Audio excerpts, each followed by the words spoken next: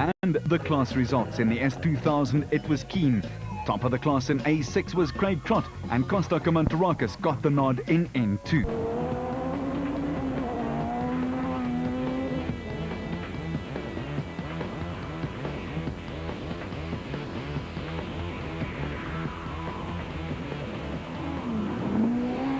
The Toyota Dealer Rally was the second of 8 rounds of the Sasol SA Rally Championship.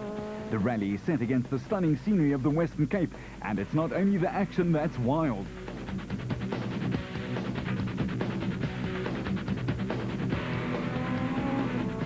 Eleven stages take the teams to Stellenbosch, Grabo, Cape Town and the Caledon district, covering 204 kilometers over the 2 days, ranging in length from 2.2 kilometers to 30, and will test man and machine to the limit in the hot and dusty conditions. 50 teams gathered at Imperial Motors in Brackenfell to make their last-minute settings. Rallying is split into 2 categories, the A-class cars for modified machinery and the production-based N-class for near-standard cars.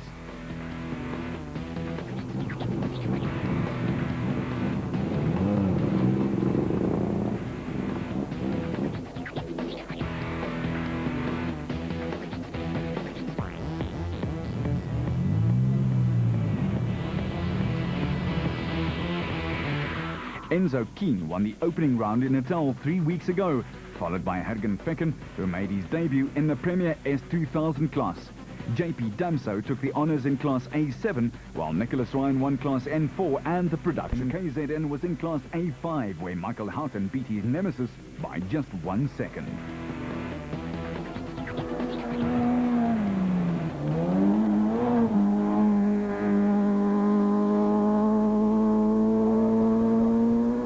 Because we got a puncture in the last stage, and we thought, no, that was it, chances were gone and stuff. But we managed to push hard on the flat and destroyed the bumper and a few other things, but we got the win, so we chucked. I wouldn't like it over again, but if it has to be, it has to be. Navigator Douglas Judd pushing a car is not exactly a good sign.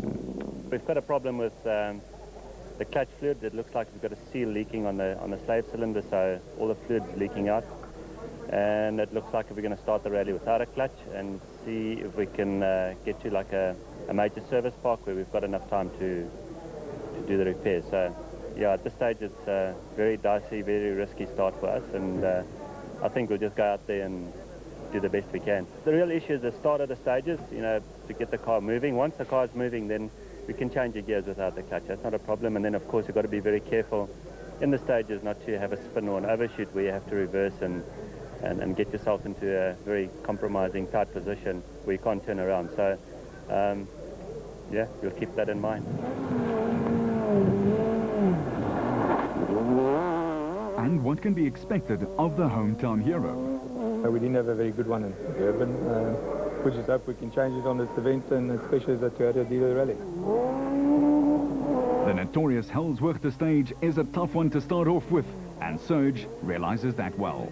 Yeah, it is a hard stage for, and difficult, very difficult and hard stage for us, you know, for the first stage in the day. Always a man of few words. And it was all cautious optimism from the championship leader, Enzo Keen. Good memories about the two-wheel drive cars. It's a whole new ball game this year with a four-wheel drive. Very different driving style, and tyre wear less of an issue. So, you know, we're a bit more relaxed, but a lot more focus on your lines and your braking points, and, you know, really placing the car on the road. Because these cars are really underpowered compared to the last year's cars, we need to drive very neat and really be methodical about your technique, you know, really think about what you're going to do. But yes, we're coming to the event with a bit of a championship lead. I think more of a cautious approach this time. Hellsworth is also known as Valley. What did Enzo think of it? I think the first stage will be very rough and tight. Maybe not that rough, but very tight first, second gear stuff. We know that stage from previously.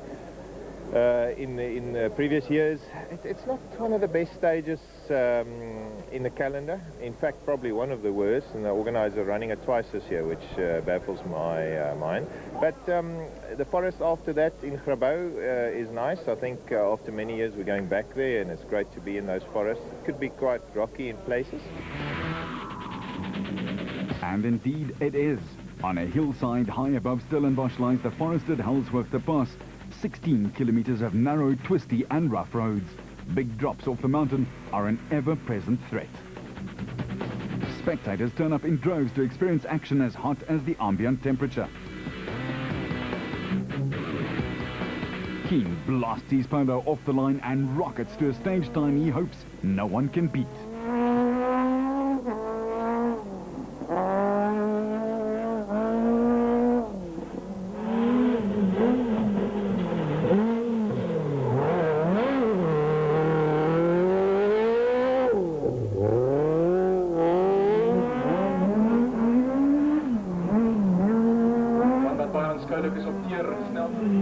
And was Damso pushing too hard?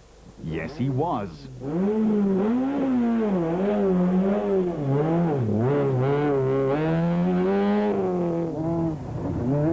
Watch the clock to see if that spin hurt Surge's chance of beating Enzo Keen.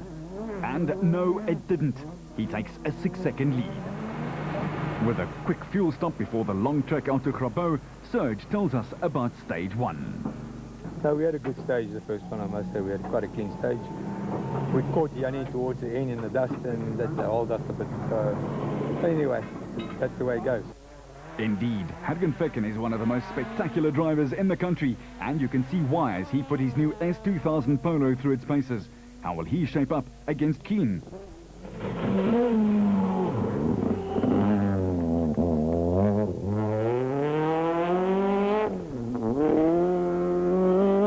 Underwhelmed by his more seasoned teammate, he's knocked him down into 3rd place.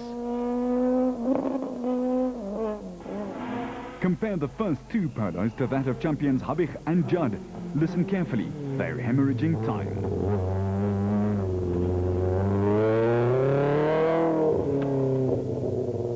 The perennially unlucky Etienne Lawrence at least made it into stage 1 this time. And watch and listen as the bulky N4 cars battle the twisties high in the hills.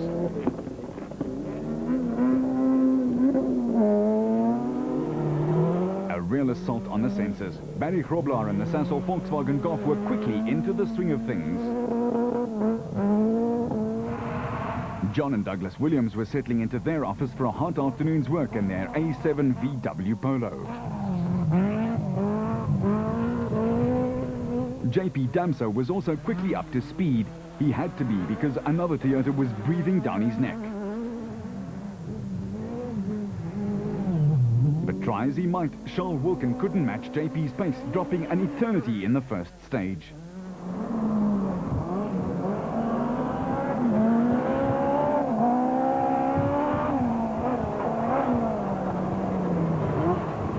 Williams was more comfortable on home soil and in dry conditions in only his 2nd outing in the new car. The whole year is going to be a big test for me, still young, still got a lot to learn, so, just going to pick my pace up rally by rally. First time out, tricky conditions, but enjoyed the car, enjoying it in the dry. Every time I put my foot down in this thing, I just got a huge smile on my face, so the first stage went really well. We just, got a nice rhythm, and we had a good pace. We're only, I think, 10 seconds slower than JP and 3 slower than Wilkins, so, we're getting there.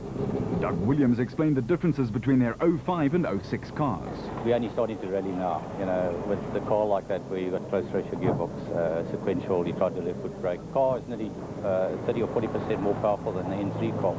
So everything comes to you at so much quicker pace, So, yeah, as I say, it's learning to drive all over again. And young John is clearly learning quickly.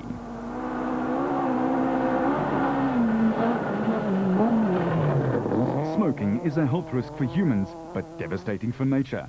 In spite of rumors of a car rolling and setting fire to the forest, the fire had nothing to do with the rally. It was a stark reminder of just how desperately the Western Cape needs good rains.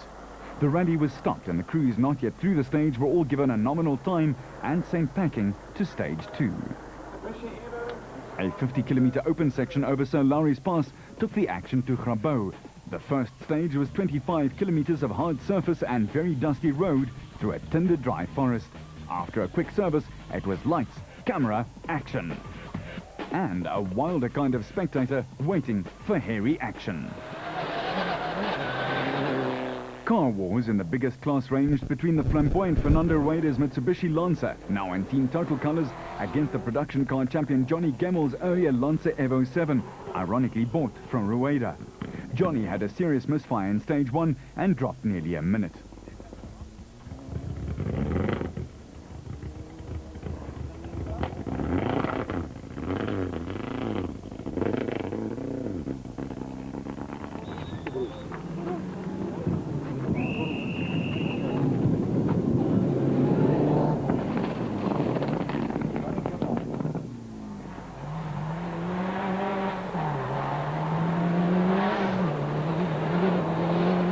Nicholas Ryan's Bosel Subaru and Fisher du Plessis' new Pro Drive built Subaru were all in the mix as well.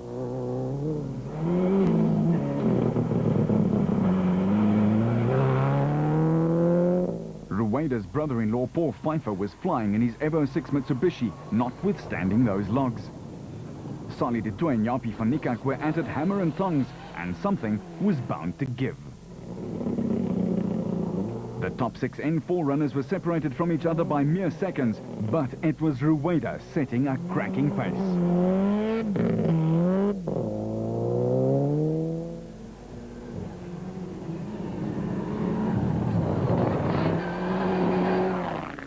Johnny was 10 seconds slower than Rueda, falling further behind. The surprise is Paul Pfeiffer's performance only 7 seconds off the lead. And Toyota rules, okay? Smooth and deceptively quick versus breathtakingly spectacular. Damso versus Fecken.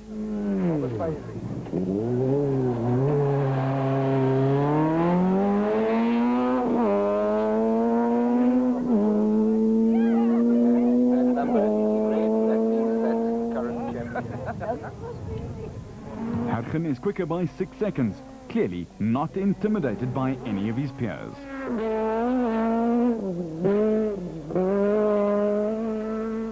And there was no time for Keenan Hodgson to take in the scenery. There was a young upstart who needed putting in his place.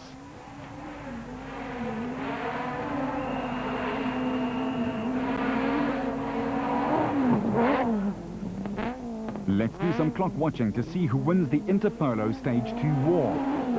It's Keen by 8 ticks and he took the overall lead away from Damso. 20 minutes of rest and time to catch up with the new leader.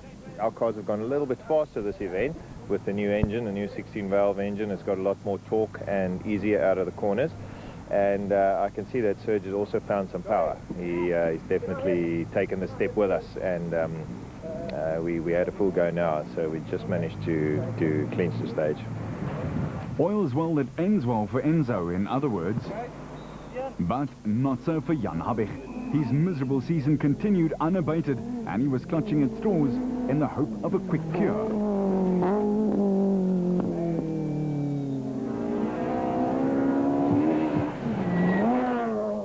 Etienne was doing damn fine.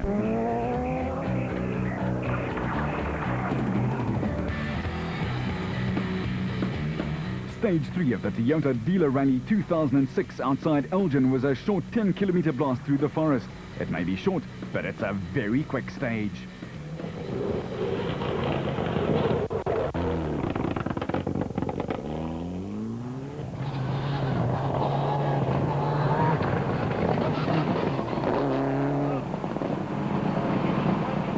Rueda's car was showing signs of an unintentional redesign, while the technicians set about fixing his handiwork.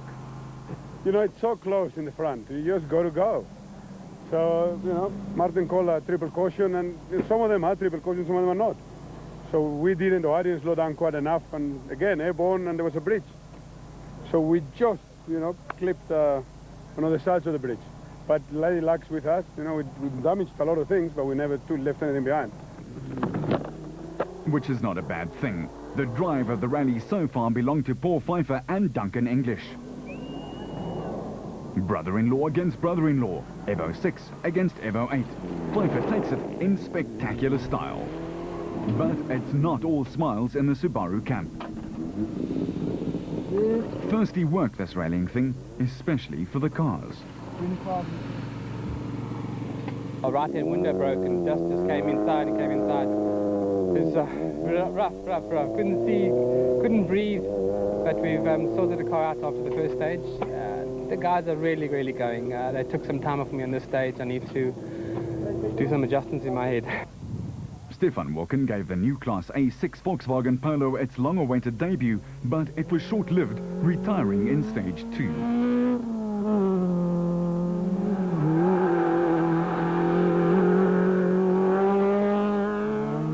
Somewhat against expectations, Skulpberger was still hustling his SP Invest Toyota Corolla along very nicely.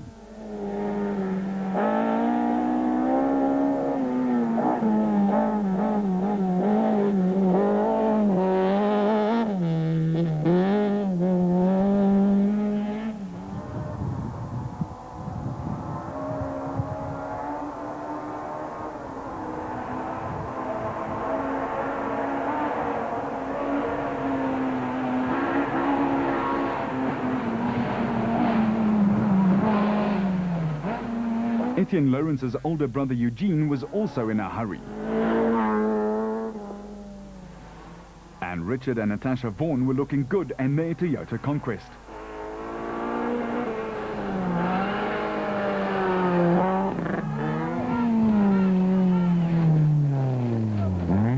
Unperturbed by all the new cars around them, Craig Trott and John Costa still held sway in their total Toyota Corolla. Not fastest in Stage 3, but they still had the lead and looked set to carry on all day. Unless, of course, Marc Cronier had anything to do with it.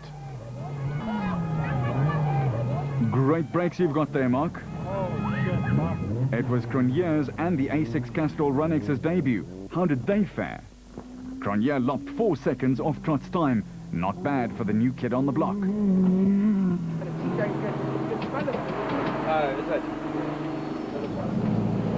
Trott's team quickly checked things out to make sure his car was fine.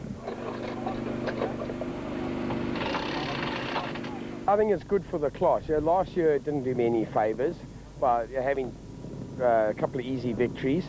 This year I've had to up my game, drive harder and faster. I think the new cars coming in, they were unknown entity. We weren't too sure how well they would or wouldn't do. But it's their first rally. Ask me the same question in a few events' time, I'll be able to answer. But at the moment, the Runex has proven that it is faster than us. We're battling to keep up with it, and they're going well. So now we just got to try harder.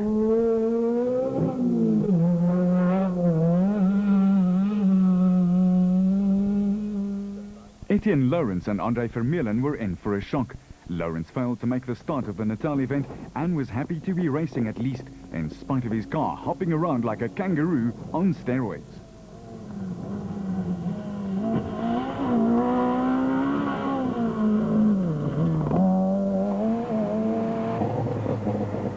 The total service crew quickly set to work.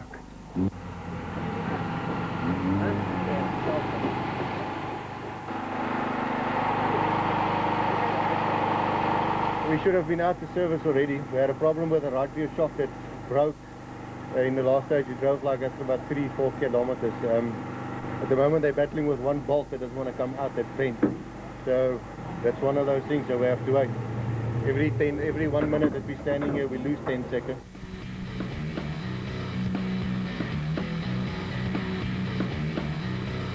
The extremely dry undergrowth was an accident waiting to happen. The unfortunate Jean Duplessis, a regional competitor, was the catalyst for another fire, going off in Stage 3 and setting the scrubber light. The BMW hit a rock and ricocheted across the track, toppling over. Luckily, the crew was unharmed and the fire was contained. Stage 4 was cancelled due to the fire at Ida's Valley, so it was back to the concrete jungle for the grand finale of the day. The car park at Pick n Pay hypermarket is used to cars filling its bays, but not like it was about to experience. Charles Wilkins' A7 Castrol Toyota was first out of the blocks. He put on a spectacular show for the thousands of spectators that lined the 2.2-kilometer stage in the heart of Cape Town's suburbia.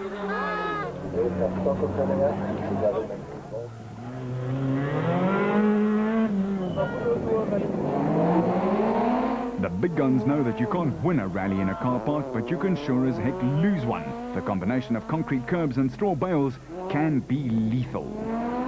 Enzo was flying through the tricky stage.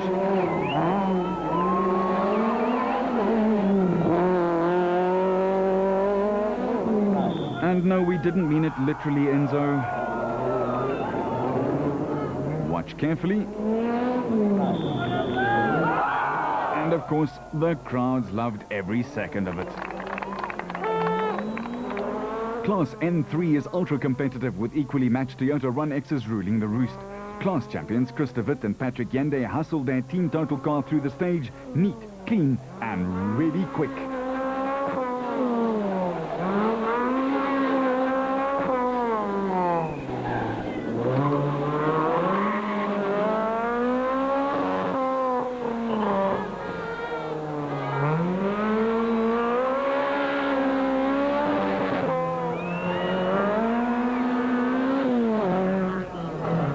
All of his years of karting and track racing experience, Claudio Piazzamuso tried to top de Wit's act and...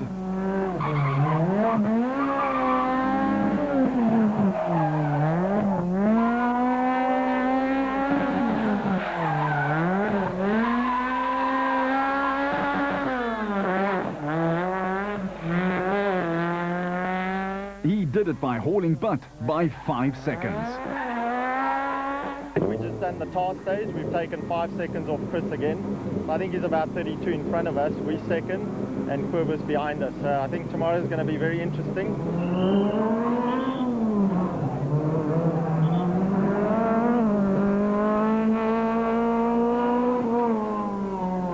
Chris de Wit and Patrick Yende are the defending Class N3 champions.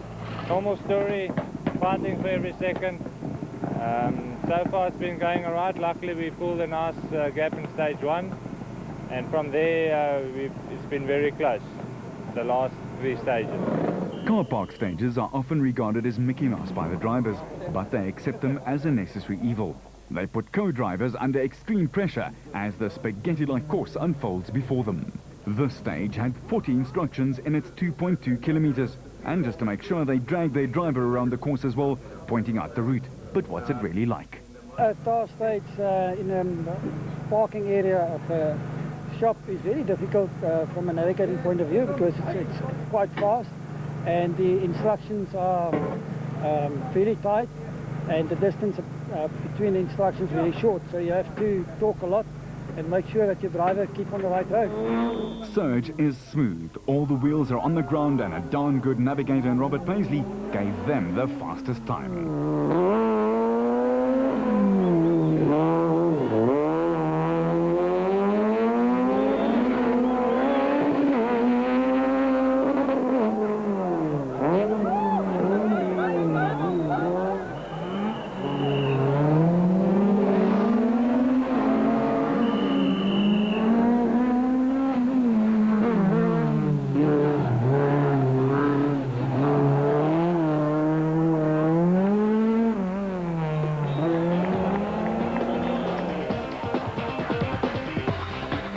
Day 1 over and done with, we had Keane in the lead by 4 seconds from Damso. The surprise came in Class N4 with Pfeiffer seriously challenging Rueda. Cronje gave an excellent account of himself in Class A6.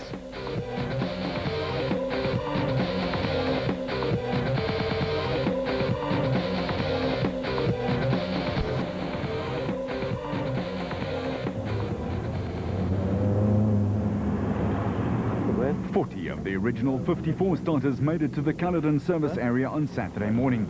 We caught up with the leading N4 challengers. The Iris Valley, nightmare for me in the past.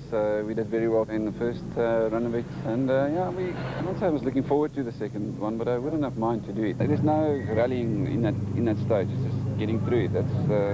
That's a main challenge. Johnny Gemmell had a less than perfect start.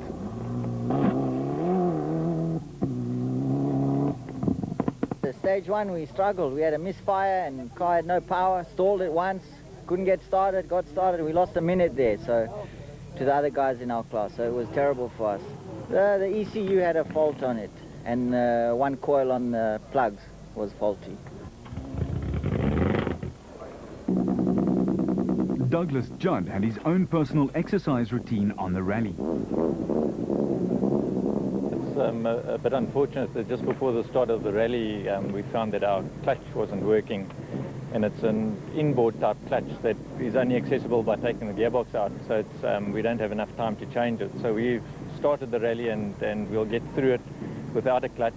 Unfortunately the only thing is that the car needs a bit of assistance to get it rolling, so I'm doing a lot of pushing this event. We're unfortunately losing a bit of time with it, but we've also lost time with our power steering, gave us a lot of problems. They've at least managed to sort that out, so hopefully we can pick up a bit of time. We've lost about 7 or 8 minutes in total. We're down in 32nd place. We want to try and get up to 10th or 12th today. Yanni was about to put in a stunning drive. How far up the order could they go?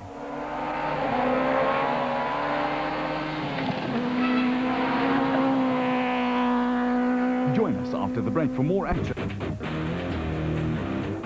On to the high-speed stuff. Stage 6, the longest at 30 kilometers, was hard-baked with loose gravel and very, very fast.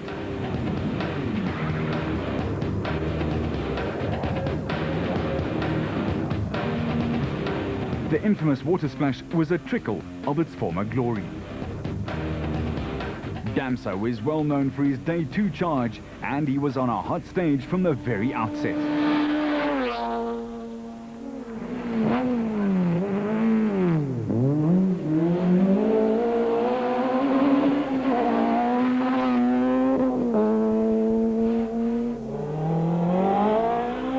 Also knows Damso's tactics, and he was not about to be caught napping. He hurtled the Polo through the stage and took 5 seconds from the master, more than doubling his lead.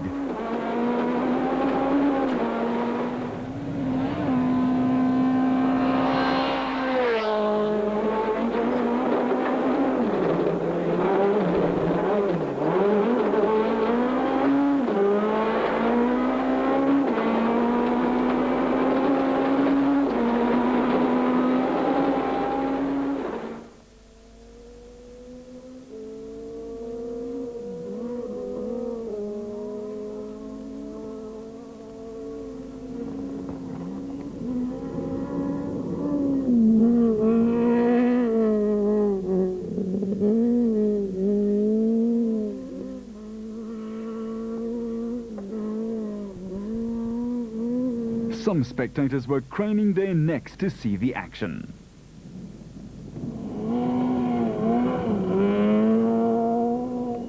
Lawrence too was starting to enjoy his rally, throwing the Runex around. Great stuff, this rally lark. Hergen Ficken and Pierre Arries were also making headway, but still dropped a massive 42 seconds to Keen.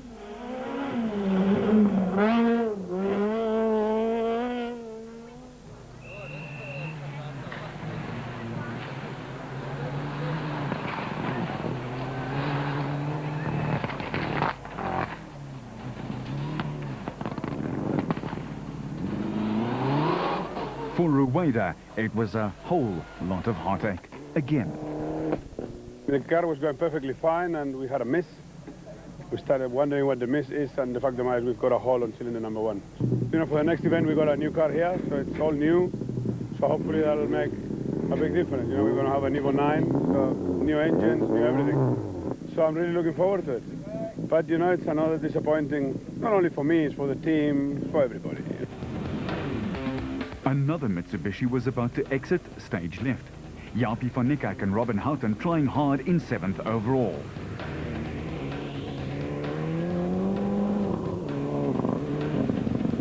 And a little bit of an off, and that was going to be expensive.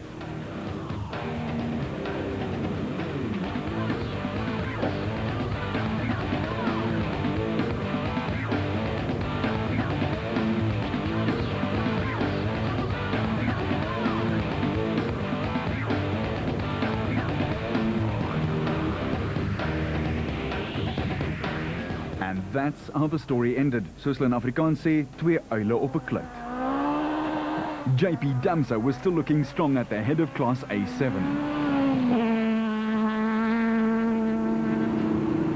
But the same could not be said about his car, showing signs of Damso's efforts at car redesign.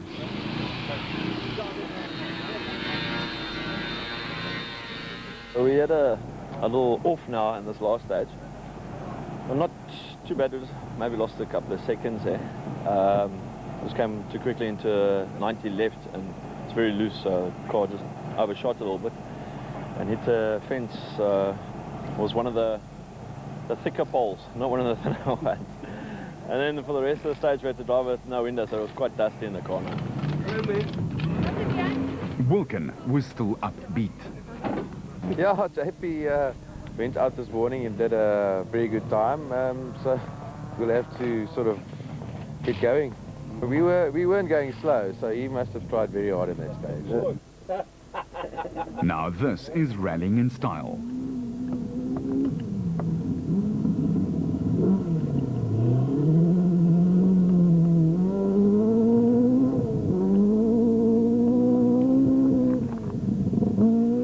A rally and a braai, what a combination. One can almost smell the good old boerewors.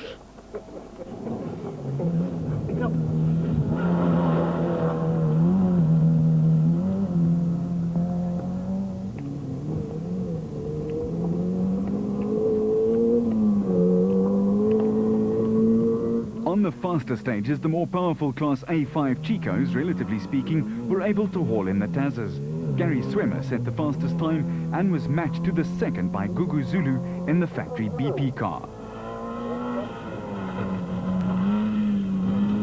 Etienne Malherbe still had the class lead, some 44 seconds ahead of Swimmer, who in turn was nearly a minute and a half ahead of an off-form Michael Houghton.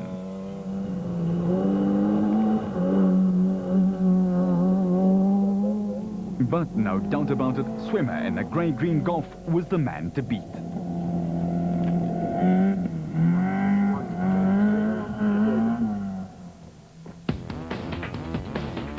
Stage 7 was more of the same. 11 kilometers of hard roads with long straights where cars were reaching speeds close to 190 km an hour and in some cases surpassing 200.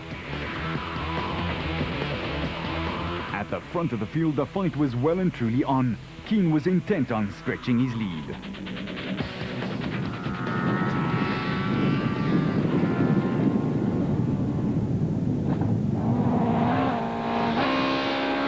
The sweet, sweet sounds of speed. Damso was equally determined to pull back some lost time and had the Castrol Ronex in maximum attack mode.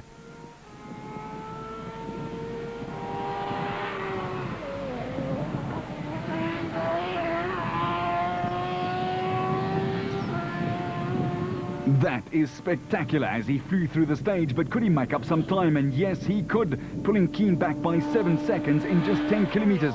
That's almost a second per K.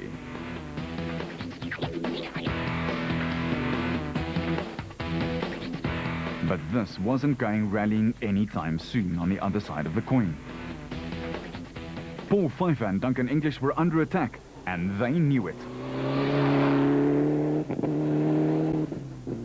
The defending production car champion was hot on their heels and reeling them in at a rapid rate of knots.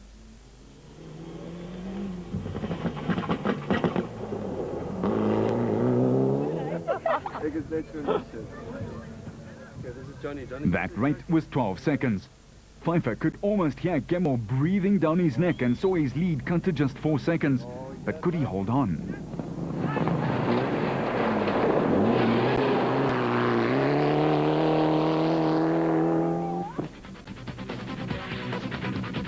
The tranquil farm of Koppies hosted stage 8, 20 kilometers of fast and dusty roads. And these rally guys really don't feel sheepish. Hard surfaces with a loose coating of slippery dust waited in stage 8.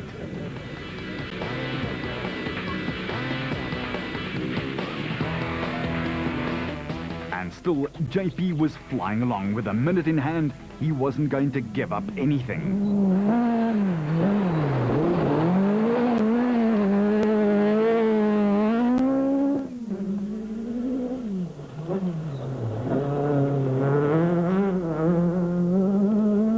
Charles Wilkin and Greg Godrich really had the bit, or should that be grit, between their teeth and pushed the Castrol Toyota as hard as they could.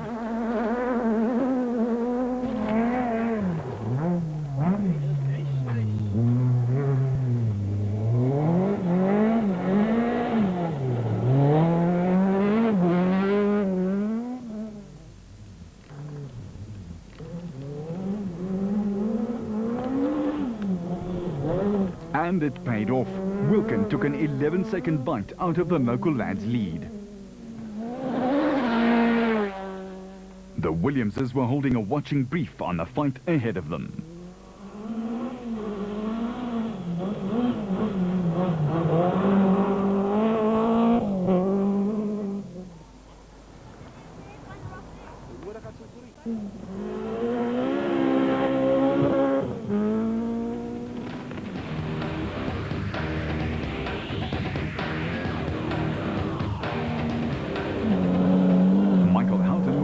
For points and driving accordingly.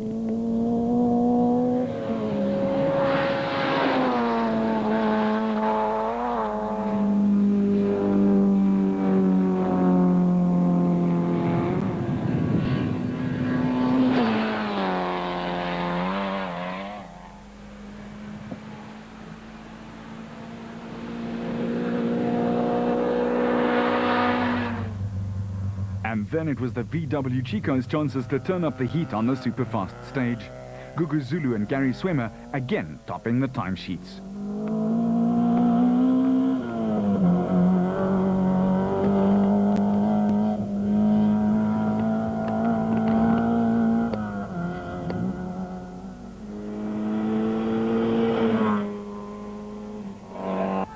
Just bear with us, we're just going to confirm that time. Malherbe's lead was getting smaller by the kilometre, and he lost another 12 seconds in the stage.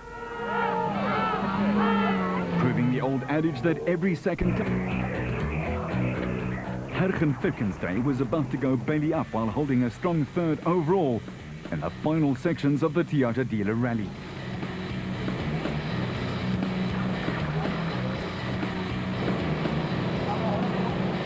In the beginning of the stage we had a bit of a misfire, and it got progressively worse, and then as we went through a right-hander, the right rear wheel, one of the suspension parts broke and the wheel was loose obviously, and we battled to get out of the stage, but we're here, so we're hoping to fix it.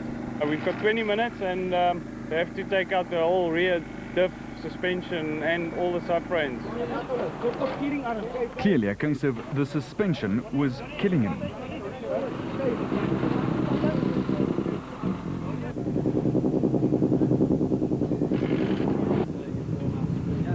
And despite lying second, Serge wasn't despondent.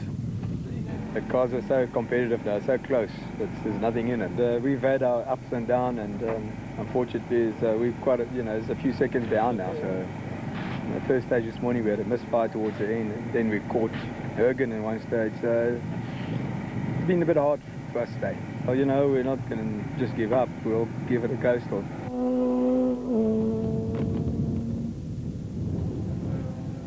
The words "give up" just don't exist in his vocabulary.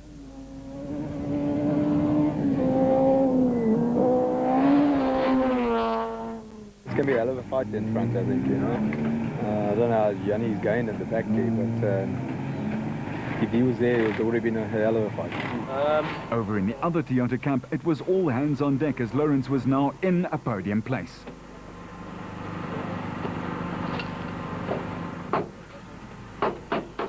Some not-so-subtle repairs going on there. Etienne was enjoying his best outing in a while, but could he keep it there with Gemmell only 44 seconds behind?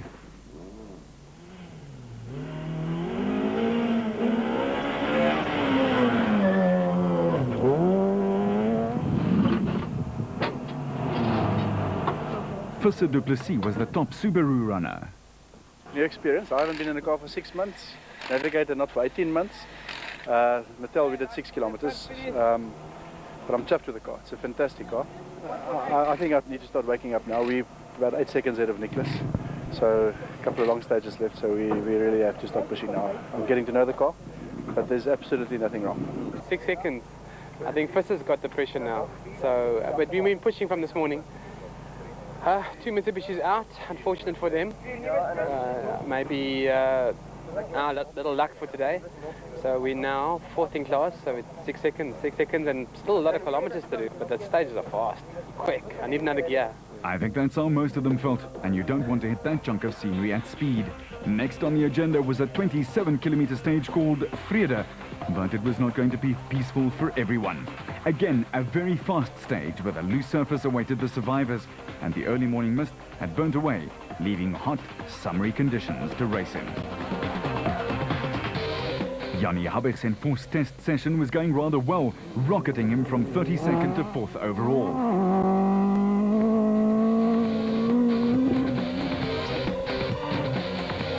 Damso and Paisley were on a mission to close down their 18-second deficit. Note how the Runx is far more stable over the yumps than it was last year.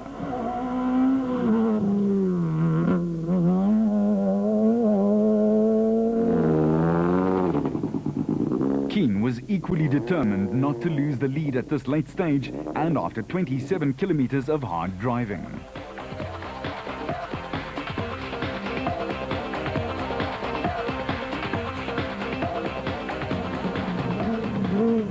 And believe it or not, he added another second to his lead. Serge's job had just got that much harder.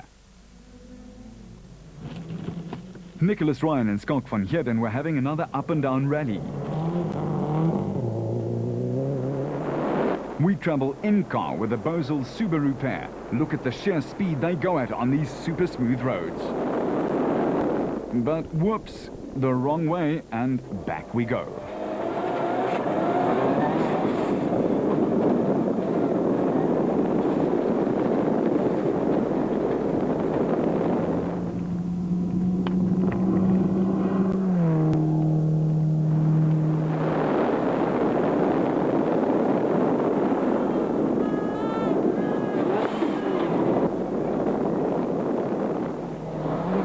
Was as far as they got, pulling up with a broken turbo. Ryan was forced to run with a used turbo after his brand new one was destroyed in a routine technical inspection after winning his class in Natal earlier this month. Open the bonnet quickly. Van Heerden had bad news and bad news. It's burning. Paul Pfeiffer was still having the drive of his life.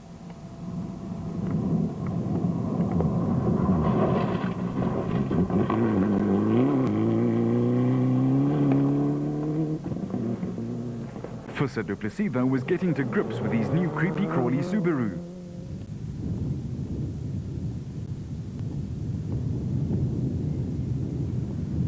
And took his first stage win with his new car.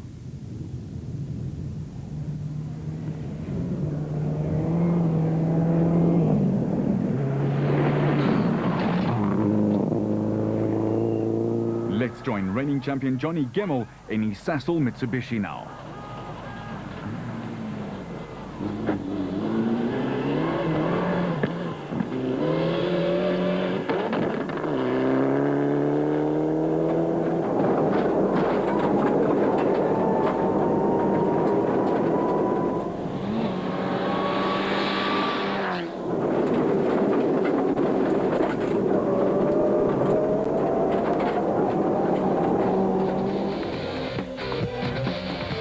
Stage 10, Meerkraal. 21 kilometers of testing stage lay in wait.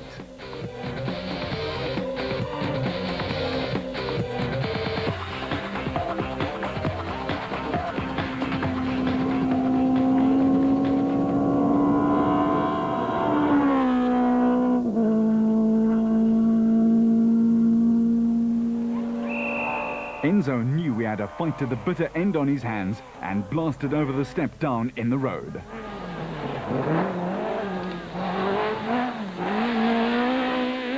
To the delight of the spectators.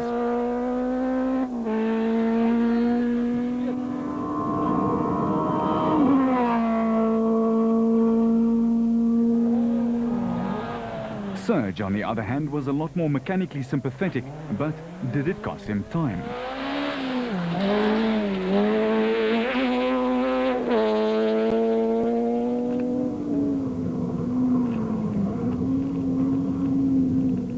It was Damso by 6 seconds, and Keen's lead shrank to 13 with just one stage to go.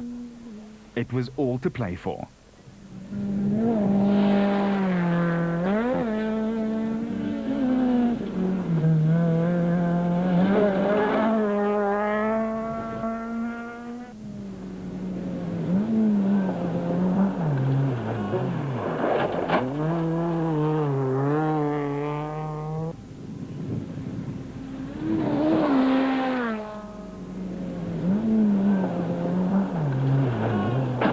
Chris de Wit continued to head up Class N3, but the Sasol boys were striking back.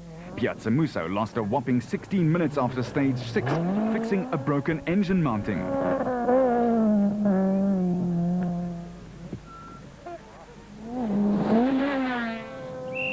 Piazza Musso was giving it everything he had and won stage after stage, here taking back 40 seconds off de Wit.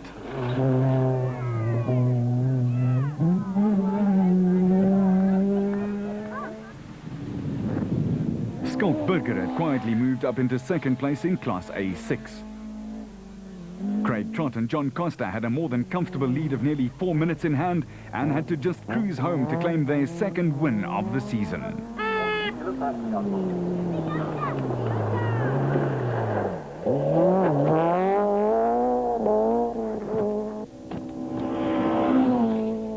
Houghton, though, felt that his A5 Taz did not quite have the legs. It's 2 Golfs, and I think what I need actually here is a Formula 1 car with rally tires, because it's flat sticks all the way. Swimmer was happy with taking over the lead in his privateer Golf.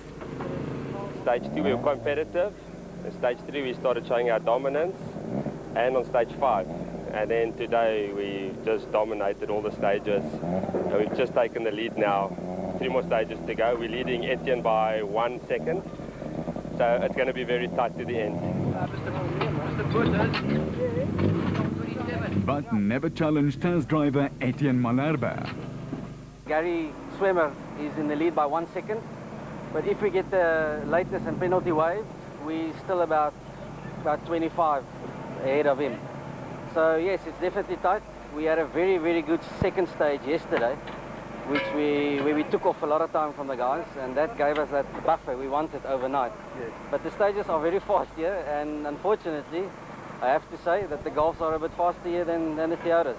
They've got more torque than we do, so yeah, but it's a very good dice. And that's not big talk. The final stage, 28 kilometers to go, 13 seconds to make up. Was Serge going to do a superhuman time and snatch victory from the jaws of defeat?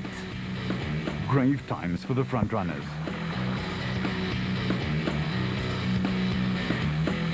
Lawrence heads to his best finish since August last year. Damso blasted through the stage, but Enzo blasted just a little bit more, beating Damso in the stage by 4 seconds.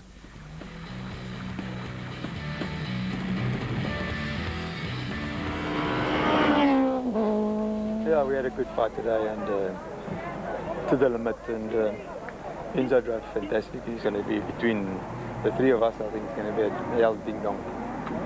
And Hergen's got a bit of still time in the seat, but I think in the future he's there.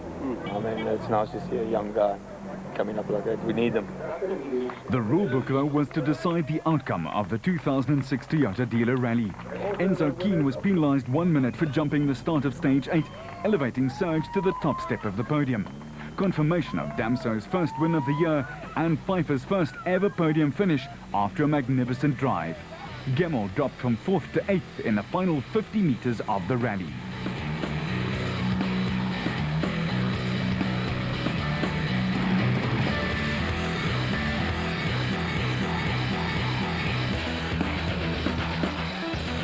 In Class A7, Wilken took the top prize after JP fell out in the final stage with 3 kilometers left to go.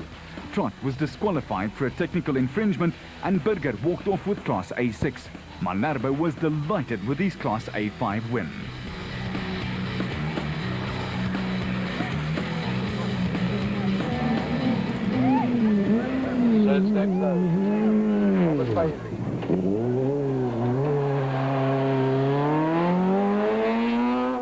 Join us next month for highlights of the Sasol Rally in Nelspruit. Until then, the off-road